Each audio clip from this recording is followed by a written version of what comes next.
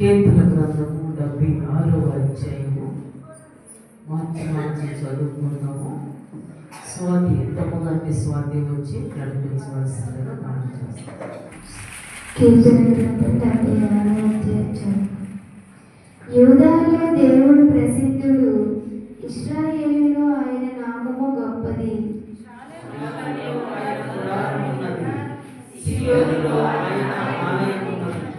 అక్కడ వ్యక్తి అగ్ని బాణములను, కేడెములను, కత్తులను, యుద్ధాయుధములను ఆయన వెనుకొట్టెను.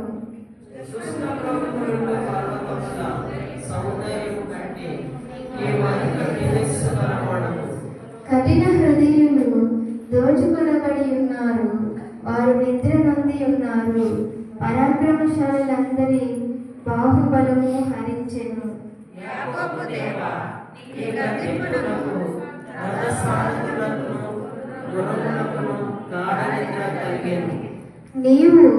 నీవే భయంకరుడవు, నీవు కోపపడు వేళ నీ సన్నిధిని నిలువగలవాడెవడు?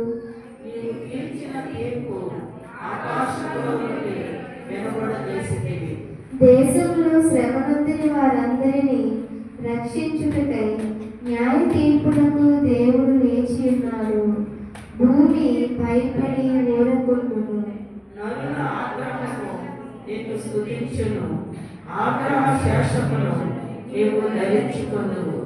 దేవునికి మహిమ కలుగును గాక. ప్రభునందు ప్రియమైన వాళ్ళారా, ప్రభు అయిన యేసుక్రీస్తు వారి యొక్క ప్రశస్తమైన నామములో మీ అందరికీ శుభావందనాలు తెలియజేస్తున్నాను. ఈ పరిశుద్ధ విశ్రాంతి ఆరాధన కొరకు ఏర్పాటు చేయబడినటువంటి ధ్యాన భాగముగా యోబు రాసినటువంటి గ్రంథము, యోబు గ్రంథము 4వ అధ్యాయము 6వ వచనం. నీ భక్తి నీకు ధైర్యము పుట్టింపదా, నీ యథార్థ ప్రవర్తన నీ నిరీక్షణకు ఆధారము కాదా? జ్ఞాపకము చేసుకునము, నిరపరాధి అని ఒకడు ఎప్పుడైనా నశించెనా? యథార్థవర్తనులు ఎక్కడైనను నిర్మూలమైరా? నేను చూచినంత వరకు అక్రమమును దున్ని కీడును విత్తువారు దానినే కోయుదురు. దేవుడు ఊదగా వారు నశించుదురు. ఆయన కోపాగ్ని శ్వాసము వలన వారి లేకపోవుదురు. చాలండి. నీ భక్తి నీకు ధైర్యము పుట్టింపదా, నీ యథార్థమైన ప్రవర్తన నీ నిరీక్షణకు ఆధారము కాదా? ధైర్యము, యథార్థమైన ప్రవర్తన, భక్తి, యథార్థమైన ప్రవర్తన. 2 ప్రశ్నలు ఇక్కడ. నీ భక్తి నీకు ధైర్యము పుట్టింపదా? నీ యథార్థమైన ప్రవర్తన నీవు పొందబోయే వాటి కోసం నిరీక్షణ కలిగి ఉండదా? చాలామంది కొన్ని పరిస్థితుల్లో భక్తి లేకపోవడం వల్ల, భక్తిహీనత వలన కొన్ని కష్టాలు వచ్చినప్పుడు, కొన్ని శ్రమలు వచ్చినప్పుడు, కొన్ని శోధనలు వచ్చినప్పుడు, కొన్ని అనారోగ్యాలు వచ్చినప్పుడు గాలి చెదరగొట్టు పొట్టు వలె వారి విశ్వాసం, వారి యొక్క ఆత్మీయత ఉంటుంది. దేవుని మీద ఆధారపడరు. దేవుని యందు విశ్వాసం ఉండదు, దేవునిలో ఆత్మీయత ఉండదు, దేవునిలో ఉద్యోగం ఉండదు, వాక్యం ఉండదు, ప్రార్థన ఉండదు, కృతజ్ఞత కలిగిన జీవితం ఉండదు. వీళ్ళు ఏం చేస్తారంటే, అన్యులు ఏం చెప్తే ఆ మాట వింటారు. మా పిల్ల బతకదు, మరి దేవుడు ఉన్నాడు కరెక్టే, కానీ అలా హోం కట్టండి, అలా తావీది కట్టండి, అలా భూత వైద్యుడి దగ్గర తీసుకెళ్ళండి అని చెప్తుంటా. నీ భక్తి నీకు ధైర్యాన్ని ఇవ్వలేదంటే నువ్వు దేవుడిలో లేవు. నీలో వాక్యం లేదు, ప్రార్థన లేదు, ఆత్మీయత లేదు, ఉద్యమం లేదు, విశ్వాసం లేదు నీకు. కాబట్టి నీ భక్తి నీకు ధైర్యము పుట్టింపకుంది. నువ్వు ధైర్యం కలిగి ఉండలేకపోతున్నావు. కారణం ఏంటంటే నీకు భక్తి లేదు. భక్తిలో ఏముందంటే విశ్వాసము, భక్తిలో ఏముందంటే ప్రార్థన, భక్తిలో ఏముందంటే వాక్యానుసారమైన జీవితం, భక్తిలో ఏముందంటే దేవుని పట్ల అపారమైన విశ్వాసం, నమ్మిక. భక్తి అంటే 2 అక్షరాలు, కానీ అందులో ఏముందండి? దేవుని పట్ల మనం కలిగి ఉన్న విశ్వాసం, మన హృదయ సమర్పణ, మన వాక్యానుసారమైన జీవితం, ప్రార్థన, దేవుని బట్టి సంతోషించి ఆనందించి ఎల్లప్పుడూ కీడైన మేలైన, ఆరోగ్యమైన అనారోగ్యమైన, అన్ని కలిగి ఉన్నా లేక లేమి కలిగి ఉన్నా అన్ని పరిస్థితుల్లో మన హృదయం దేవుళ్ళు యథార్థంగా ఉండాలి, భక్తిగా ఉండాలి. అప్పుడు మనం ధైర్యంగా ఉంటాం. దేవుని స్తోత్రం. యథార్థ ప్రవర్తన, ఎవరిలో యథార్థమైన ప్రవర్తన ఉంటుందో, యథార్థంగా దేవుళ్ళు ఉంటారో వారు గొప్ప నిరీక్షణ కలిగి ఉంటారు. నా దేవుడు ఖచ్చితంగా నా జీవితంలో ఈ పరిస్థితులు మారుస్తారు, స్వస్థపరుస్తారు, నాకున్న ఇబ్బందుల నుంచి తప్పిస్తారు. దేవుని మీద ఆధారపడతాం. మరి జీవగ్రంథంలో అనేక మంది భక్తులు భయంకరమైన పరిస్థితులు కూడా దేవుని మీద ఆధారపడ్డారు. యోబు ఉన్నారు. తూర్పు దేశం ఉన్నటువంటి మనుషులందరిలో కూడా యోబు చాలా ధనవంతుడు. యోబు యొక్క హృదయం గురించి రాయబడింది, అది యోబు కుటుంబం గురించి రాయబడి ఉంది, యోబుకున్న ఆర్థిక పరిస్థితులు బట్టి రాయబడి ఉంది, యోబు కలిగి ఉన్న ఐశ్వర్యాన్ని బట్టి రాయబడి ఉంది. మొదట యోబు యొక్క హృదయం, యోబు యొక్క ఆత్మీయత, రెండోది యోబు యొక్క కుటుంబము, మూడోది యోబు కలిగి ఉన్న ఐశ్వర్యము, నాలుగోది అతనుకున్న కీర్తి ప్రతిష్టలు. మనమేమో వెనక నుంచి వెతుకుతాం, కీర్తి ప్రతిష్టలు కావాలి, ధనం కావాలి, వెనక నుంచి వెతుకుతాం. కానీ అవన్నీ వెనక్కి పెట్టాడు దేవుడు. దేవుని సంబంధించిన విషయంలో మొదట ఏముంది? యోబు ఎటువంటి వాడు? యథార్థవర్తనుడు, నీతిమంతుడై ఉండి దేవుని యందు భయభక్తులు కలిగి చెడుతనమును విసర్జించాడు. కాబట్టి ఆ రెండోది, మూడోది, నాలుగోది కలిగింది. తర్వాత తన కుటుంబము, తర్వాత తనకున్న ఆస్తి ఐశ్వర్యము, తర్వాత ఆయనకున్న కీర్తి ప్రతిష్టలు.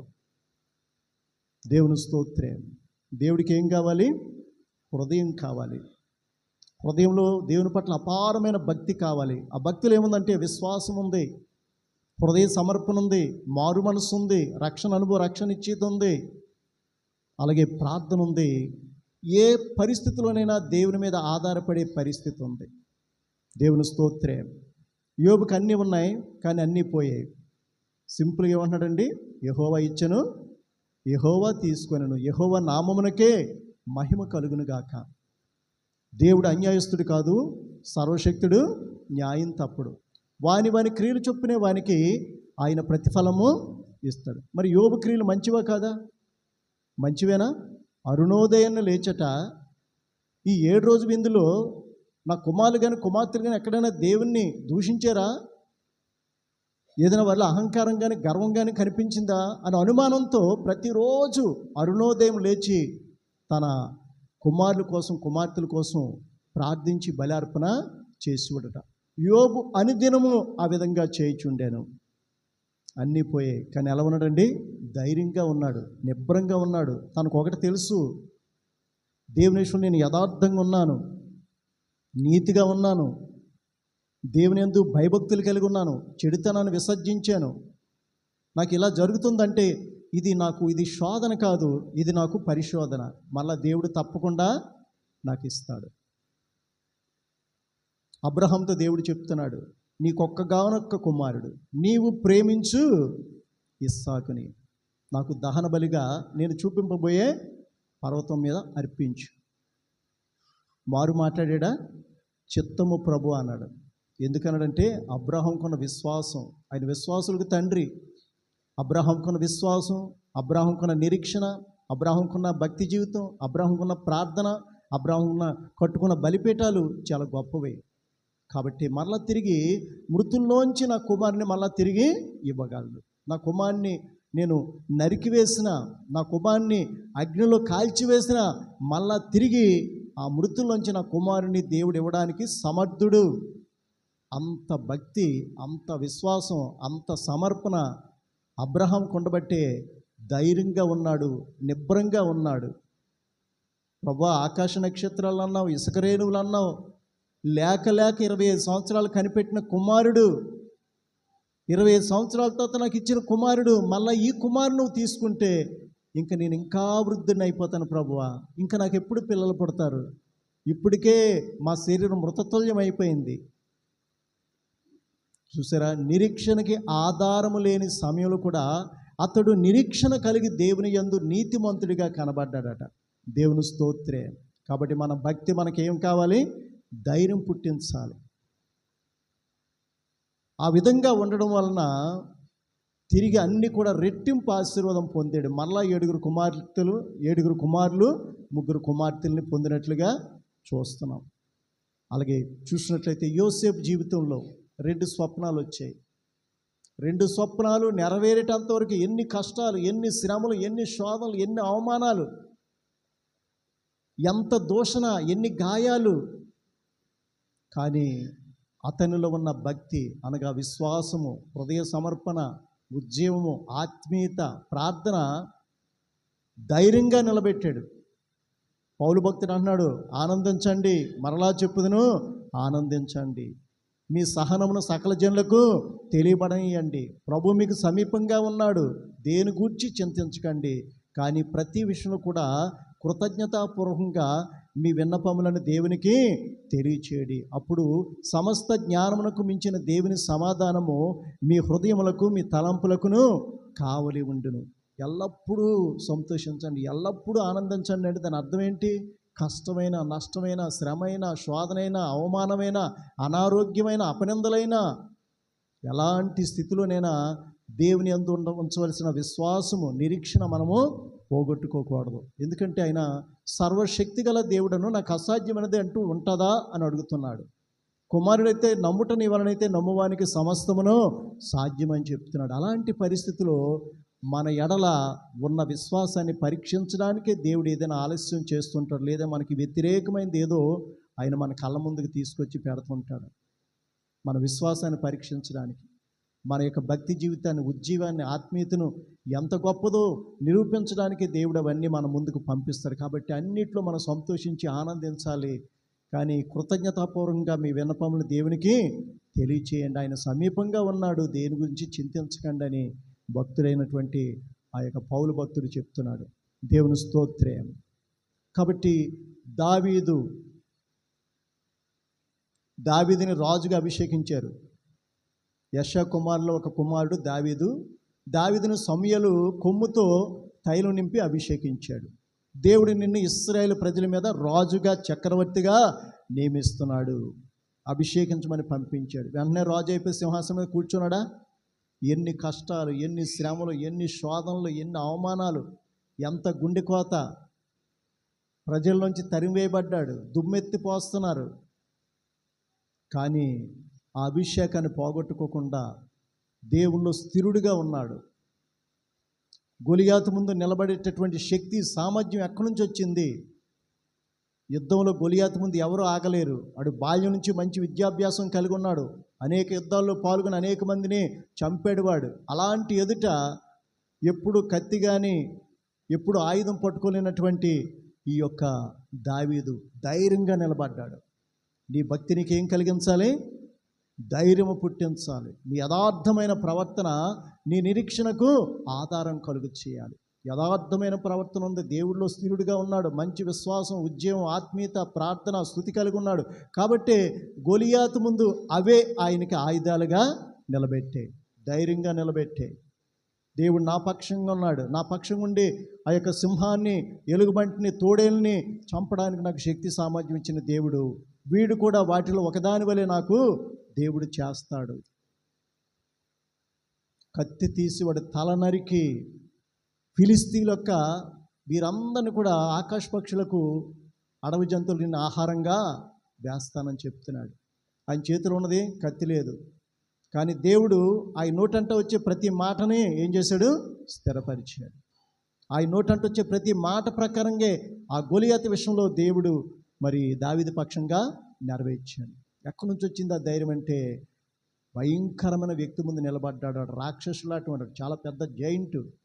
వాడి చేతిలో ఉన్న ఆయుధాలు భయంకరమైనవి. కానీ ఎక్కడుంది ఈ ధైర్యం, ఎక్కడుంది నిరీక్షణ అంటే, ఆ వ్యక్తిలో ఉన్న ఆత్మీయత, ఆ వ్యక్తిలో ఉన్న ప్రార్థనా జీవితం, ఆ వ్యక్తిలో ఉన్నటువంటి యథార్థమైన దేవుని పట్ల యథార్థమైన ఆ హృదయం కలిగినటువంటి పరిస్థితి గొలియాతుని పడగొట్టడానికి దేవుడు ఒక బాలుడైనటువంటి, ఒక పామరుడైనటువంటి ఈ యొక్క దావీదును ఉపయోగించుకున్నాడు. దేవుని స్తోత్రం. రూతు అంటుంది, రూతు అత్త జీవితం అంతా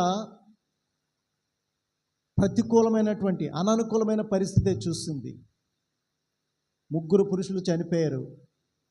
నయోమి భర్త, వార్పా భర్త, రూతు భర్త, 3 చనిపోయారు. కానీ ఆమె భక్తి ఎలా ఉందంటే చాలా నిబ్బరంగా ఉంది. తను అంటుంది, నువ్వెక్కడికి వెళ్తే నేను నీతోనే వస్తాను, నీ దేవుడే నా దేవుడు, నీ ప్రజలే నా ప్రజలు, నువ్వు ఎక్కడ మృతి పొందితే, నువ్వు ఎక్కడ సమాధి చేయబడితే అక్కడ నేను మృతి పొంది సమాధి చేయబడతాను. మరణము తప్ప నిన్ను నన్ను వేరు చేసేది ఇంకేది లేదు. భక్తి ఉందా? అంతకుముందు ఎప్పుడైనా దేవుని మందిరానికి వెళ్ళిందా? వాక్యం చదివిందా? ప్రసంగాలు విందా?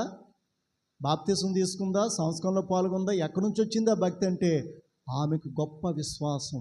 ఆ విశ్వాసం ఆమెకి ధైర్యాన్ని ఇచ్చింది. వేరొక ఆప్షన్ ఉంది. ఏంటంటే బోల్డ్ మంది మేనమామలు ఉన్నారు, మేనత్తులు ఉన్నారు, మేనమామ కుమారులు కుమార్తెలు ఉన్నారు, హ్యాపీగా వివాహం చేసుకోవచ్చు. యవనస్తురాలు, పెళ్ళైంది కానీ పిల్లలు లేరు, చురుకుతనం ఉంది, అందం ఉంది, యవ్వనం ఉంది, ఏదో ఒక కుటుంబీకురాలై భర్త పిల్లలతో సంతోషంగా ఉండొచ్చు. కానీ దేవుని కోసం నిలబడింది. ఆమెలో ఉన్న భక్తి ఇశ్రాయేలు ప్రజల్లో ఉండదు అంత భక్తి.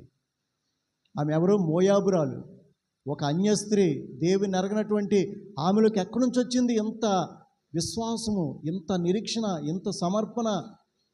తన యొక్క శరీర సంబంధమైన విషయాలు ఆలోచించకుండా ఆత్మ సంబంధమైన ఆ యొక్క పరిస్థితులు కోరుకుంది. దేవుని స్తోత్రం. దేవుడు వదిలిపెట్టేసిడా? నన్ను గణపరచువారిని నేను గణపరచదును, నన్ను తృణీకరించువారు తృణీకారము పొందెదరు. దేవుని స్తోత్రం. అలాగే ఎస్తేరు జీవితంలో కూడా ఆమెకు వివాహం అవ్వాలంటే ఒక రోజులోనే అయిపోద్ది. అంత సౌందర్యవంతురాలు, అంత చురుకైనది, అంత ఒబీడియన్స్. కానీ శరీర సంబంధమైన సౌందర్యాన్ని పక్కన పెట్టింది, ఆత్మ సంబంధమైన సౌందర్యాన్ని తనలో వృద్ధి చేసుకుంది. కాబట్టి మహారాజు కిరీటం తీసి పట్టపు రాణిగా ఆమెకి అభిషేకం చేసినట్లుగా చూస్తున్నాం. ఎంతోమంది ఉన్నారు, కానీ ఆమెను చూస్తేనే దయ కలిగింది, కనికరం కలిగింది. ఎందుకంటే ఆమెలో ఉన్నది దేవుని ఆత్మ, హృదయ సంబంధమైనటువంటి సౌందర్యం కలిగి ఉంది. కాబట్టి వెంటనే అనేక మంది ఆమె పట్ల దయ కలిగి ఉన్నారు, అనేక మంది ఆమె పట్ల ప్రేమ కలిగి ఉన్నారు, ఆమె రాయిని అవ్వాలని కోరుకున్నారు. అలాగే అహశ్వరోషు కూడా వెనక ముందు మరి చూడకుండా వెంటనే కిరీటం తీసి రాణిగా ఆమెకు పెట్టినట్లుగా మనం చూస్తున్నాం. దేవుని స్తోత్రం. 4 గోడల మధ్య ఉన్న స్త్రీలు, కానీ వీరు ఏమయ్యారండి? వీరు అందరికంటే ఉన్నతమైన స్థితిలో గణపరచబడ్డారు. ఎందుకంటే ప్రభువుని ఎవరైతే గణపరుస్తారో తిరిగి ఆయన వారిని గణపరుస్తారు. దానికి మనకు ఏమి ఉండాలంటే భక్తి జీవితం ఉండాలి, యథార్థమైన ప్రవర్తన ఉండాలి. అందుకనే నీ భక్తి నీకు ధైర్యం పుట్టించదా? నీ యథార్థమైన ప్రవర్తన నీ నిరీక్షణకు ఆధారము కలుగు చేయదా? నీలో యథార్థమైన ప్రవర్తన ఉందా? నా కూతురికి వివాహం అవ్వాలి, నా కొడుకు ఉద్యోగం రావాలి, నా భర్తకు స్వస్థత కావాలి, లేదా ప్రమోషన్ కావాలి. మరి నీలో యథార్థమైన ప్రవర్తన లేకుండా నువ్వు పొందబోయే దానికోసం నీకు నిరీక్షణ మీద ఆధారపడే స్థితి ఉంటుందా? దేవుని స్తోత్రం. వీళ్ళందరూ కూడా నిరీక్షించారు. దేవుడు ఒక సూచన వారి జీవితంలో చూపించారు, దానికోసం వీళ్ళు నిరీక్షణ కలిగి ఉన్నారు. ఈ నిరీక్షణ కలిగి ఉండడంలో ఏముందంటే యథార్థమైన ప్రవర్తన, భక్తి జీవితం, ప్రార్థనా జీవితం, ఆత్మీయత, ఉద్యమం వారిలో ఉంది. దాన్ని జాగ్రత్తగా కాపాడుకున్నారు. అందుకని రాజులు అయ్యారు, ముఖ్యమంత్రులు అయ్యారు, ప్రధానులు అయ్యారు, మహారాణులు అయ్యారు, జమీందారులు అయ్యారు. ప్రభు చెప్తున్నాడు కదా, నన్ను నమ్మినవాడు ఎన్నడూ సిగ్గుపరచబడడు. నేను వారిని తలగానే ఉంచుతాను కానీ తోకగా ఉంచను, పైనుండి వారిగా ఉంచుతాను కానీ క్రిందుండే వారిగా ఉంచను, ఒకరికి అప్పిచ్చేవారిగా ఉంచుతాను కానీ చెయ్యి చాపి అప్పు తీసుకునేవారిగా నేను చేయను అంటున్నారు. దేవుని స్తోత్రం. చూడండి, వారిలో ఉన్న భక్తి, వారిలో ఉన్న ఉద్యమం, వారిలో ఉన్న ఆత్మీయత, వారిలో ఉన్నటువంటి ప్రార్థనా జీవితం భయంకరమైన మండుచున్న అగ్ని గుండం ముందు కూడా, ఓ నెబుకద్నెజరు, నీకు ఎలాగో ప్రత్యుత్తరం ఇవ్వాలన్న చింత మాకు లేదు. మా దేవుడు ఈ అగ్నిగుండంలోంచి మమ్మల్ని రక్షించుటకు సమర్థుడు. ఒకవేళ తప్పించకపోయినా రక్షింపకపోయినా మాకే చింత లేదు, అవసరమైతే మేము చనిపోతాం. దేవుని స్తోత్రే. వాళ్ళలో ఉన్న భక్తి ఏం పుట్టించింది? వారికి ధైర్యం పుట్టించింది. వాళ్ళు ఉన్న యథార్థమైన ప్రవర్తన ఏం చేసింది? మొత్తం శాసనాలనే మార్చేసింది. రాజు చేత చేయబడిన శాసనము, రాజు చేత రాయించబడిన శాసనం, ముద్ర వేయబడిన శాసనం ఏమైపోయింది? పూర్తిగా తల్లక్రిందులు అయిపోయింది. దానికి కారణం ఏంటంటే వారి యొక్క భక్తి జీవితం, వారికి ఉన్న విశ్వాసం, వారికి ఉన్న నిరీక్షణ, వాళ్ళలో ఉన్న యథార్థమైన ప్రవర్తన. మేము అగ్నిగుండంలో పడిపోయినా తిరిగి మళ్ళా పరలోకంలో కళ్ళు తెరుస్తాం. తిరిగి మళ్ళీ మేము ఎక్కడ కళ్ళు తెరుస్తామంటే పరలోకంలోనే కళ్ళు తెరుస్తాం. ఒక్క క్షణంలో మాడి మసి అయిపోయినా పర్వాలేదు, తిరిగి మేము యథార్థమైన ప్రవర్తన లేకుండా, భక్తి జీవితం లేకుండా ఆ ఆరిన అగ్నిగుండమైనటువంటి నరకాగ్నికి వెళ్ళే కంటే యథార్థమైన జీవితంతో భక్తి జీవితం ఈ యొక్క మండుచున్న ఈ అగ్నిగుండంలో పడిపోయినా మాకు ఎటువంటి ప్రమాదమో లేదు.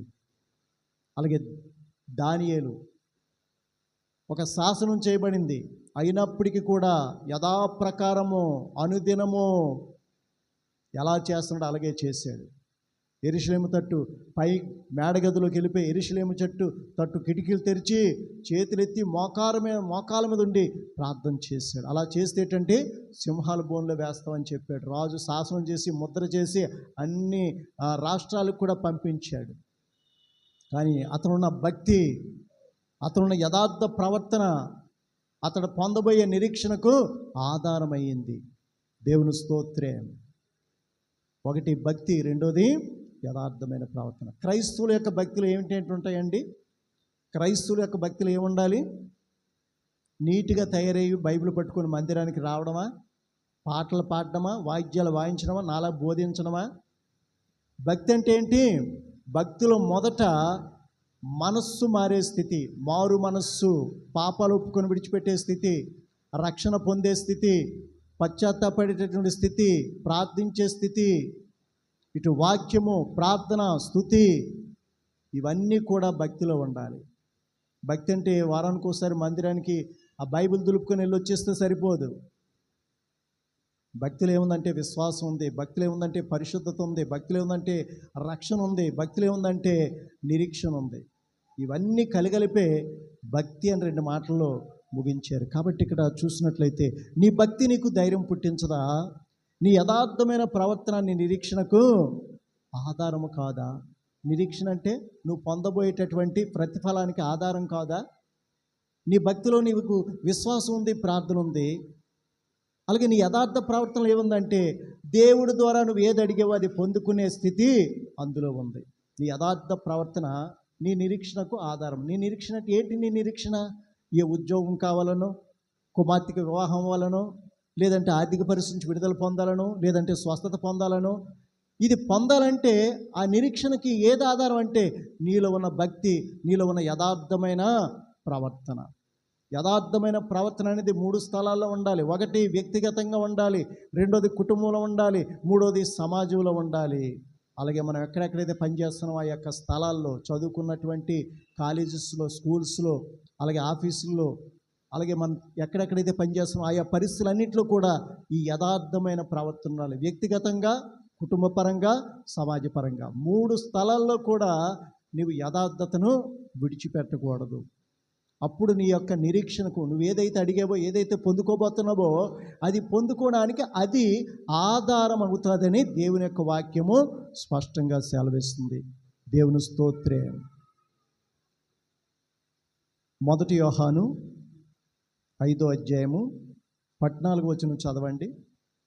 యోహాను రాసిన మొదటి పత్రిక. ఆయనను బట్టి మనకు కలిగిన ధైర్యం ఏదనగా ఆయన చిత్తానుసారంగా మనమేది అడిగినను ఆయన మన మనవి ఆలకించును అన్నదియే. చూసారా? ఆయనను బట్టి మనకు కలిగిన ధైర్యం ఏదనగా ఆయన చిత్తానుసారంగా మనం ఏది అడిగినను మనం ఆయన వలన పొందుదమనేటటువంటి విశ్వాసం. ఎవరండి ధైర్యం కలిగి ఉంటారు? నేను అడుగుతున్నాను, నేను పొందుతాను. ప్రార్థన చేస్తున్నాను, నేను పొందుకుంటాను. ఇలా పొందుకుంటాను అనే నిరీక్షణ కలిగిన వారు ఎవరు? ఒకసారి ప్రశ్నించుకోండి. నువ్వు ప్రార్థన చేసి నేను తప్పకుండా ఇది పొందుకుంటాననే ధైర్యం నీకు ఉందా? ఎవరుంటారంటే ఎవరైతే దేవుల్లో పరిశుద్ధులుగా, పవిత్రులుగా, నీతిమంతులుగా, యథార్థవంతులుగా, సత్యవంతులుగా ఉంటారో వారు మాత్రమే దేవుని ఎదుట ధైర్యంగా ఉంటారు. ఎవరు ధైర్యంగా ఉంటారంటే మన హృదయము మన మీద నేరారోపణ చేయని ఎడల మనము దేవుని ఎదుట ధైర్యము కలిగిన వారంగా ఉంటామని వాక్యం సెలవిస్తుంది. మన మనస్సాక్షి, మన హృదయం మన మీద ఏం చేయకూడదు? దోషారోపణ. అరే నువ్వు ఇప్పుడు అడుగుతున్నవే,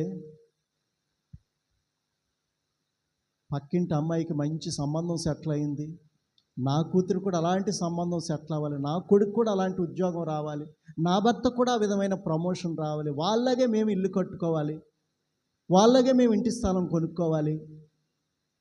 వాళ్ళు వాళ్ళు వాళ్ళు అంటున్నావు. వాళ్ళకున్న భక్తి, వాళ్ళకున్న విశ్వాసం, వాళ్ళకున్న నిరీక్షణ నీకుందా? ఎవరినో చూసి వాళ్ళలాగా నేను ఉండాలి అని నువ్వు ప్రార్థన చేయడం మొదలెట్టావు, ఓకే. కానీ నీ భక్తి, నీ యథార్థ ప్రవర్తన, భక్తి ఎవరికి ధైర్యం కలిగించాలి. నీలో ఉన్న యథార్థ ప్రవర్తన నువ్వు పొందబోయే దానికోసం నిరీక్షణ కలిగినటువంటి పరిస్థితి కలిగి చేయాలి. దేవుని స్తోత్రే. ఇక్కడ వాక్యం సెలవిస్తుంది, ఆయనను బట్టి మనకు కలిగిన ధైర్యం ఏదనగా ఆయన చిత్తానుసారంగా నీ మనస్సు, నీ హృదయం, నీ స్వభావం, నీ జీవితం, నీ ప్రవర్తన ఉంటుందా? వాళ్ళు ఆలుకు పొందారు కాబట్టి నాకు కావాలని నువ్వు ప్రార్థన చేస్తున్నావు. కానీ దేవుడు ఏం చూస్తున్నాడు? అందరినీ సమానంగానే ప్రేమిస్తాడు. కానీ ఇచ్చే విషయంలో వారికి ఉన్న భక్తి నీకుందా? వారికి ఉన్న యథార్థమైన ప్రవర్తన దేవుడిలో నీకుందా? వాళ్ళు ఉన్న విశ్వాసం, ప్రార్థన, ఉద్యమం, ఆత్మీయత నీలో ఉందా? ఆయనను బట్టి మనకు కలిగిన ధైర్యం ఏదనగా ఆయన చిత్తానుసారంగా, అంటే ఆయనకి ఇష్టమైన జీవితం మనం జీవించడం ద్వారా, ఆయన సంతోషపరిచి, ఆనందపరిచి, ఆయనకు మహిమార్థంగా సాక్షి ఉండడం ద్వారా దేవుడు మనల్ని ప్రేమించి, మన యందు సంతోషించి, ఆనందించి, మనం అడిగింది ప్రతీదీ ఇస్తాడు. ఎప్పుడంటే ఆయన చిత్తానుసారంగా మనం ఏది అడిగినాను, మనమే మన ఇష్టానుసారంగా జీవిస్తాం. ఆయన చిత్తంలో మనకు అన్ని మేలులు, ఆశీర్వాదాలు, దీవెనలు కావాలని కోరుకుంటాం. ఎలాగివ్వగలడు? ఆయన తన స్వభావానికి వ్యతిరేకంగా ఏదైనా కార్యం చేయగలడా? తన స్వభావాన్ని దాటిపోయి ఏమీ చేయలేడు. ఆయన చిత్తానుసారంగా మనం ఉంటే మనం దేవుని ధైర్యంగా ఉండి అడిగి పొందుకుంటామని దేవుని యొక్క వాక్యము స్పష్టంగా సెలవిస్తుంది. అలాగే 1 యోహాను 3వ అధ్యాయం 21వ వచనం. 1 యోహాను 3వ అధ్యాయము, ప్రియులారా, మన హృదయం మన యందు దోషారోపణ చేయని ఎడల దేవుని ఎదుట ధైర్యము గలవారమై అగుదుము. మరియు మనం ఆయన ఆజ్ఞలను గైకొనుచు ఆయన దృష్టికి ఇష్టమైనవి చేయుచున్నాము కనుక మనమేమి అడిగినను అది ఆయన వలన మనకు దొరుకును. దేవుని స్తోత్రం. వాక్యం అర్థమవుతుందండి? నీకు ఎప్పుడు ధైర్యం వస్తుంది? ఎప్పుడు నువ్వు ధైర్యంగా అడగగలవు? ఎప్పుడు నువ్వు ధైర్యంగా అడిగింది తిరిగి నువ్వు పొందుకోగలవు? అంటే ఆయన చిత్తానుసారంగా, ఆయనకి ఇష్టమైన జీవితం జీవిస్తూ, ఆయన చిత్తాన్ని నెరవేరుస్తూ, ఆయన ఆజ్ఞలు గైకుంటూ ఆయన అడిగితే ప్రభు చెప్తున్నారు, అడగండి, వెదకండి, తట్టండి. అడుగు ప్రతివానికి దొరుకును, తట్టువానికి తీయబడును, వెదకవానికి దొరుకును అంటున్నాడు. దేవుని స్తోత్రే. దేవుడు అడగమంటున్నాడు. ఎలా అడగాలి? ఆయన చిత్తానుసారంగా జీవిస్తూ, ఆయన ఎదుట మనం సంతోషంగా, ఆనందంగా, ఆయన సంతృప్తిపరిచే విధంగా మనం జీవిస్తే దేవుడు ఖచ్చితంగా మన జీవితంలో అసలు అసాధ్యమైనదంటూ ఏమీ లేదు. దేవుడు చెప్తున్నాడు, మీకు ఆవగింజంత విశ్వాసం ఉండి నన్ను అడిగితే ఈ కొండెళ్ళి సౌతులో పడిపోయి నీ కంటికి కనబడదు, ఈ పెద్ద చెట్టెళ్ళి సౌతులో మునిపోయి నీకు కనబడదు. నీకు అసాధ్యమైనదంటూ ఏమీ ఉండకూడదు. ఎందుకంటే నీలో నేనున్నాను కాబట్టి. ఆయన ఉన్నారా మనలో? నీలో ఆత్మస్వరూపుడిగా నేనున్నాను. నీలో నా వాక్యం ఉంది, నా ప్రార్థన ఉంది, నా ఆత్మతో అభిషేకం ఉంది. కాబట్టి మీలో నేనుండి నేను గొప్ప కార్యాలు చేస్తాను. అందుకని వాక్యంలో ఆ ప్రభు అంటారు ఒక దగ్గర, నా యందు విశ్వసించేవాడు నాకంటే గొప్ప కార్యాలు చేస్తాడు. అంటే దేవుని కంటే గొప్ప కార్యాలు మనం చేయగలమా? దాని అర్థం ఏంటి? ఇప్పుడు శరీరధారిగా నేను ఉన్నాను, నేను చనిపోయి మళ్ళీ తిరిగి 3వ దినం లేస్తాను, ఆత్మస్వరూపుడిగా ఉంటాను, పరిశుద్ధాత్మ రూపంలో వచ్చి మీలో నివసిస్తాను. అప్పుడు మీలో ఉన్న నేను నేను శరీరంలో చేసిన గొప్ప కార్యాల కంటే మీ ద్వారా నేను గొప్ప కార్యాలు జరిగించుకుంటాను, మీలో గొప్ప కార్యాలు నేను చేస్తాను అంటున్నారు. అదే అన్నమాట దాని అర్థం. ఆయనకంటే గొప్ప కార్యం మనం చేయలేం. ఎందుకు ఆ మాట అన్నారంటే, నేను మీలోకి వచ్చి నివసిస్తాను కాబట్టి, మీ ప్రార్థన వింటాను కాబట్టి, మీరు అడిగే ప్రతిదీ మీ జీవితంలో నెరవేరుస్తాను కాబట్టి గొప్ప కార్యాలు చేస్తాను, మీలో ఉండి మీ తరపున నేను గొప్ప కార్యాలు చేస్తాను అంటున్నాడు. దేవుని స్తోత్రం. సామెతల గ్రంథం 14వ అధ్యాయము 26వ వచనం. సామెతల గ్రంథం 14వ అధ్యాయము 26వ వచనం చదవండి. 1 ధైర్యము, 2 పిల్లలకు ఆశ్రయస్థానము, 3 జీవపు ఓట. ఎన్ని ఉన్నాయండి ఈ మాటల్లో? 1 నీకు మంచి ధైర్యము, నిబ్బరం, ఎలాంటి పరిస్థితి వచ్చినా నువ్వు కదిలించబడవు. ఎలాంటి స్థితి, ఎలాంటి పరిస్థితి నువ్వు ఎదుర్కోవలసి వచ్చినా నువ్వు ధైర్యంగా ఉంటావు, నిబ్బరంగా ఉంటావు. అది వచ్చినా రానే, ఏం చేస్తా నేను చూస్తాను, నా దేవుని ముందు ఇది నిలవగలదా? ధైర్యంగా ఉంటావు, నిబ్బరంగా ఉంటావు, విశ్వాసం కలిగి ఉంటావు, నిరీక్షణ కలిగి ఉంటావు, పట్టుదల పౌరుషం కలిగి ఉంటే దాన్ని జయించడానికి ఇంకా నీ ప్రార్థన పెంచుకుంటావు, నీ ఆత్మీయత పెంచుకుంటావు, నీ స్తుతి పెంచుకుంటావు. కాబట్టి యెహోవా యందు భయభక్తులు కలిగి ఉండుట బహుధైర్యము పుట్టించును, అట్టి వారి పిల్లలకు ఆశ్రయస్థానము కలుగును. అలాగే యెహోవా యందు భయభక్తులు కలిగి ఉండుట జీవపు ఓట, అది మరణ పాశములలో నుండి మనల్ని రక్షిస్తుంది, విడిపిస్తుంది, తప్పిస్తుంది. ఈ 3 ఎలా కలిగే? ఈ ధైర్యము, మన పిల్లలకు ఆశ్రయస్థానము, 3వది జీవపు ఓట, పరలోకం మోక్షం కలిగే భాగ్యము, దేవుని యందు భయభక్తులు కలిగి ఉండటం ద్వారా ఈ 3 ఆశీర్వాదాలు దేవుడు మనకి ఇస్తున్నట్లుగా వ్రాయించాడు. దేవుని స్తోత్రం. కాబట్టి మన జీవితాల్లో భక్తి ఉందా? నీకు యథార్థమైన ప్రవర్తన ఉందా? భక్తి ఉంటే నువ్వు ధైర్యంగా ఉంటావు. దేవుళ్ళు ఎవరి మీద ఆధారపడవు. ఏ కష్టము, ఏ శ్రమ, ఏ శోధన, ఏ భయంకరమైనటువంటి ఆపరేషన్ జరగవలసిన పరిస్థితి అయినా సరే, లేదా పిల్లలు లేని స్థితి అయినా సరే, లేదా మనకున్న ఆస్తి చిన్నాభిన్నం అయిపోయి చాలా అప్పుల పాలైపోయిన స్థితి అయినా సరే, నీ భక్తి నీలో ఏం కలుగు చేస్తుందంటే ధైర్యం పుట్టిస్తుంది. ఆ ధైర్యంలో ఏముందండి? విశ్వాసము. మనం దేవునిలో ధైర్యంగా ఉన్నామంటే విశ్వాసం కలిగి ఉన్నాం, అధైర్యంగా ఉన్నామంటే అవిశ్వాసం కలిగి ఉన్నాం. దేవుని స్తోత్రే. ఇప్పుడు వాక్యం సెలవిస్తుంది సామెతలు 28లో, దుష్టుడు తరమకుండానే పారిపోతాడట. ఆ నీడ చూసుకుని భయపడుతుంటాడు. దేవుని మీద ఆధారపడినవాడు, మనుషుల మీద, అలాగే ఈ లోక సంబంధమైన అధికారుల మీద ఆధారపడినవాడట, దుష్టుడు తరమకుండానే పారిపోతాడు. ఎవడైనా శత్రువు తరిమితే పారిపోవాలి, అది ఏదైనా ఆయుధం విసిరితే పారిపోవాలి. కానీ దుష్టుడట ప్రతి క్షణము తన హృదయంలో భయంతో, ఆందోళనతోటి, కలవరంతో బ్రతుకుతాడట. వాడికి ఒక నిరీక్షణ ఉండదు, వాడికి ఒక విశ్వాసం ఉండదు, వాడికి ఒక ప్రార్థన ఉండదు, వాడికి ఒక దేవుని మీద ఆధారపడే పరిస్థితి ఉండదు. వీడు ఎంతసేపల్లా భూముల మీద, తావిదుల మీద, మాంత్రికుల మీద, ఇల్లు అధికారుల మీద, మనుషుల మీద ఆధారపడే స్థితి. వీడిలో భక్తి ఉండదు, వీడికి యథార్థమైన ప్రవర్తన అంతకంటే ఉండదు. కాబట్టి నీ భక్తి నీకు ధైర్యము పుట్టింపదా? నీ యథార్థమైన ప్రవర్తన నీ నిరీక్షణకు ఆధారము కలుగు చేయదా? తరమకుండానే దుష్టుడు పారిపోతాడట. కానీ నీతిమంతులు ఎలాగుండారట? నీతిమంతులు సింహము వలె ధైర్యంగా ఉందరు. తరమకుండానే దుష్టుడు పారిపోతాడు, కానీ నీతిమంతుడు సింహం వలె ధైర్యంగా ఉంటాడంటే ఏంటి? కొట్టడానిక, తనడానిక?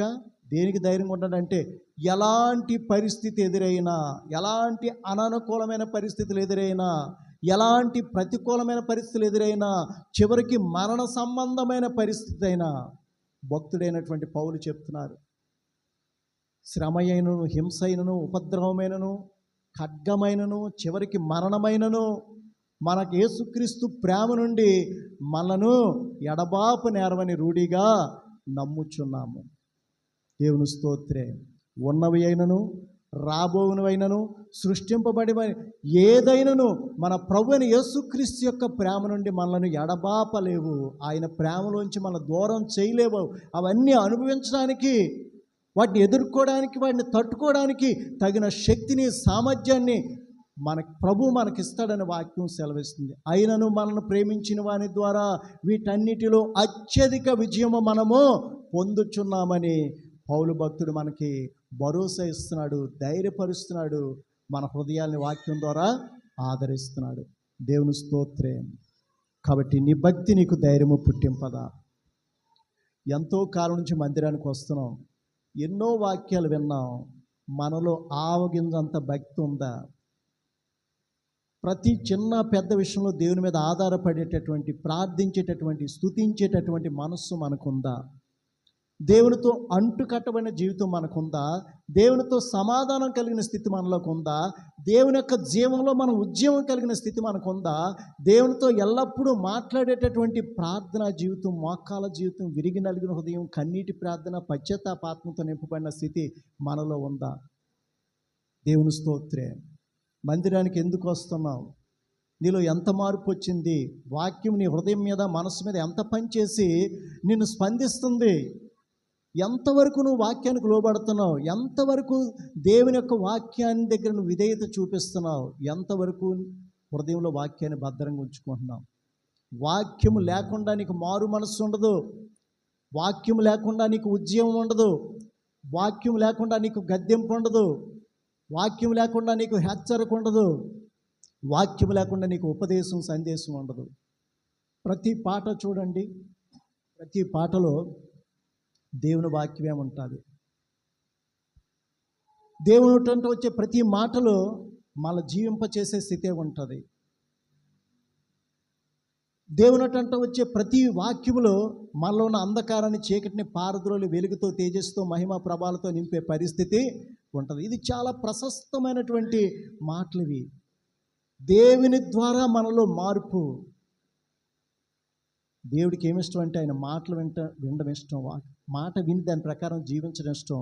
అలాగే దేవునికి రెండోదిగా ఏమిష్టం అంటే ఆయనతో ఎప్పుడు కూడా మనం మాట్లాడడం ఇష్టం. మన కుటుంబ పరిస్థితులన్నీ ఆయనకు చెప్పుకుంటుంటే దేవునికి సంతోషం. నా కుమార్తె కదా, నా కుమారుడు కదా, నా బిడ్డ కదా, తన కష్టం చెప్పుకుంటున్నాడు. నేను వారికి తండ్రిని కదా, వారికి నేను పోషకుని కదా, వారికి నేను సంరక్షకుని కదా, ఇంకెవరికి చెప్పుకుంటారు? నన్నే కదా, నా మీదే కదా ఆధారపడుతున్నారని. దేవుడికి ఎక్కువ సంతోషం ఏంటంటే ఆయన మాటలు వినడం, మనం ఆయనతో మాట్లాడడం అనేది దేవునికి చాలా ఇష్టమైనటువంటి కార్యము. అలాగే దేవుడు మన జీవితంలో చేసిన ప్రతి విధమైన మేలు ఉపకారాన్ని బట్టి దేవుని స్తుతించి, మహింపరిచి, గణపరిచి, కొనియాడి, కీర్తించేటటువంటి హృదయాలంటే దేవుడికి ఇష్టం. కాబట్టి మనం దేవునికి ఇష్టమైన కార్యాలు చేస్తే ఆయన ఎల్లప్పుడూ మళ్ళీ హత్తుకొని ఉంటాడని దేవుని యొక్క వాక్యము స్పష్టంగా సెలవిస్తుంది. మరి దినాన మన ధ్యాన భాగం ఏంటండి? ఒకసారి మీ నోటితో చెప్తారా? గట్టి చెప్పండి. ఇప్పుడు నేను చెప్పిన వాక్యం 2 మాటలు. నీ భక్తి నీకు ధైర్యము పుట్టింపదా? మొదటి ప్రశ్న. రెండో ప్రశ్న ఏంటంటే నీ యథార్థమైన ప్రవర్తన నీవు అడిగి పొందుకో దానికోసం కలిగినటువంటి నిరీక్షణకు ఆధారము నీకు కలుగు చేయదా? ఈ 2 కూడా మనలో ఉండాలి. ప్రతి విశ్వాస హృదయంలో, ప్రతి ఆత్మీయ యొక్క హృదయంలో, ప్రతి దేవుని బిడ్డ హృదయంలో ఏముండాలంటే భక్తి ఉండాలి. రెండోది, భక్తిలో పాటు యథార్థమైన ప్రవర్తన కలిగి ఉండాలి. దేవుని స్తోత్రం. దేవుడి పరిశుద్ధ మాటలు మనందరి వినికిల్లో, హృదయాల్లో నురొంతులుగా ఫలింప చేయునుగాక. ఆమేన్.